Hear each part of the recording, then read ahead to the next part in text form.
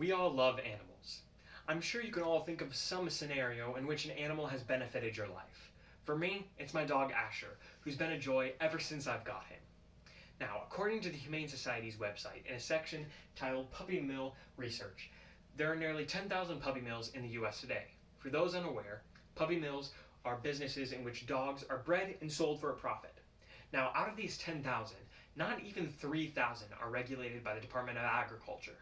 To put this in perspective, think about the terrible, horrific, disgusting, putrid things that restaurants could get away with if less than 30% of them were regulated by the FDA. Would you still want to support them? Now, through this speech, I'll tell you about the horrors of puppy mills. I'll explain to you why it's an issue that you should care about, and show you that these mills are truly abhorrent. But most importantly, I'll tell you about how the Humane Society is helping to solve this problem. Now, as I've mentioned, puppy mills are a real problem. In 2013, the Humane Society started a study called the Horrible 100, which every year since then, they have published a list of 100 puppy mills that are a problem in the US. For this speech, I'll be referring to the 2019 version. One instance in Michigan, a dog died after being attacked, and the owner tried to care for them themselves instead of taking them to a vet, and the dog ended up dying. Another instance, a male in Ohio was noted to have bulldogs, which were let out once a week for 30 minutes. Now, I live about 40 minutes away from this place, and I can tell you there is no good reason why these dogs were not let off more often. There is plenty of places around the area. The owners just simply didn't want to. Another interesting piece of evidence comes from a blog titled Undercover at Chelsea's Kennel Club, which details problems with puppy mills such as improper medication use, bloody stool found and ignored, illegal transportation methods discussed in the open, and selling sick dogs without the consumer's awareness of their illness.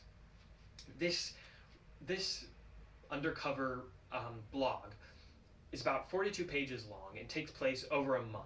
There's many dates and specific times of things happening, and even pictures to corroborate evidence. All of this to say, these practices are very terrible and abhorrent. Now, there is a solution.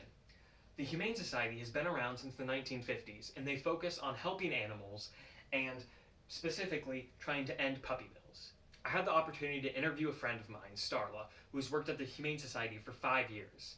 She noted that they clean the animals' enclosures regularly and provide them with food and water. They provide medical attention to the animals, and if they are incapable of caring for their needs, they send them to a vet. They also noticed improvement in the animals, saying a decent amount of cats and dogs come in scared and shy, but the workers work with them and take the time to make sure they are ready before people adopt them. And most importantly, while there's not an exact number that they keep track of, Starla estimates that they've saved hundreds of animals from puppy mills over the time that she's been there. Now, there are reasons these mills are so popular. You can get purebred dogs for a cheaper price as compared to professional breeders that care for their animals. And there's specific types of dogs that the Humane Society and other shelters may not have. But let me pose you this one question. Do you really think you can support them after all the things I've told you? There comes a point that no matter how much you want something, you have to stop pursuing it if it's coming at the expense of others' well-being.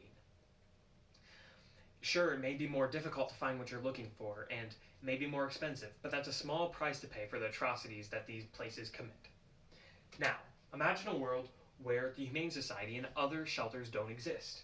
Animals would be left on the street to fend for themselves, and puppy mills would be even more popular because of a lack of competition and more demand. They would become even more overcrowded than they already are, and possibly devolving into even shadier tactics. Now, as I've discussed many times, puppy mills are terrible, and you should not support them. And The Humane Society provides a wonderful alternative to these mills. Now, how can you help? You can do things such as donate, but if that's not helpful for you, you can also use the resources that they provide to educate yourself and inform those around you on the terrible things that puppy mills do. You can also volunteer your time to accomplish their goals, and most importantly, when you adopt animals in the future, you can go to humane societies and shelters instead of these puppy mills. Now, as I'd like to leave you with one last interesting piece of information. And please, ponder the name, the Humane Society.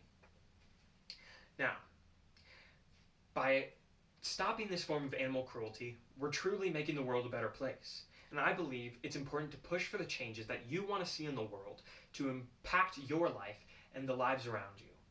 So if anything sticks from what I've said today, let it be this. Work with the time and resources that you have to accomplish those goals and those causes that you support. And truly, we can make the world a more humane society. Thank you.